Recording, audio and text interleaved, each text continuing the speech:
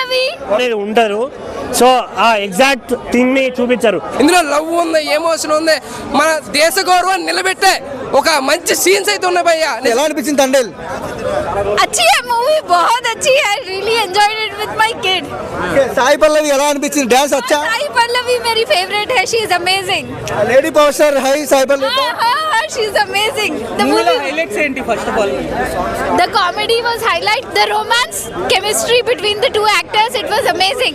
Naga Chaitanya and Sai Pallavi. Yeah, it was amazing. It was really nice. Emotional sequence అచ్చా high?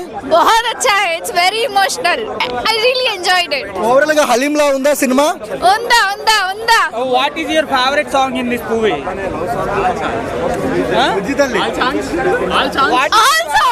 All songs. Yes, Sai Pallavi. ఎలా అనిపించింది అన్న?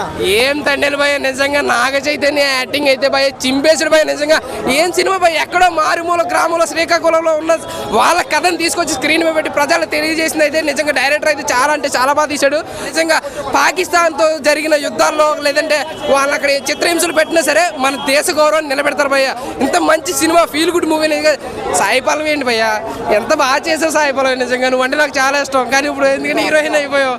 కానీ మన I love you Sai Pallavi అంటే నేను అప్పుడు దాకా సంబంధం అనుకున్నాను, ఇక నుంచి సాయి పల్లవి.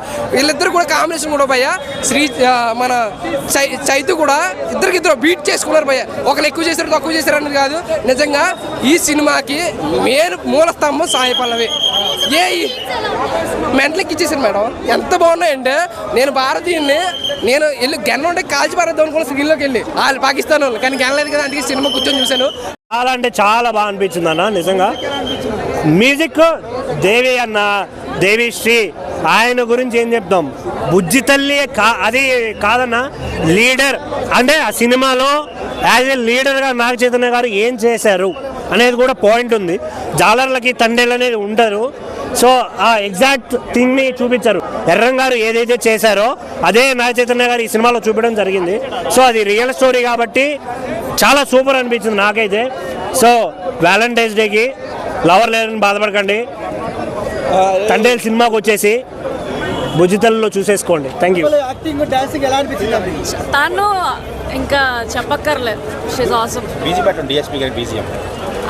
అతని సాంగ్స్ అంటే ఇంకా ఇష్టం కాబట్టి ఇంకా బాగుంది. కెమెరా విజువల్స్ కూడా బాగున్నాయండి కదా సినిమాలో. లవ్ స్టోరీ బాగుంది. కెమెరా విజువల్స్ కూడా బాగున్నాయి.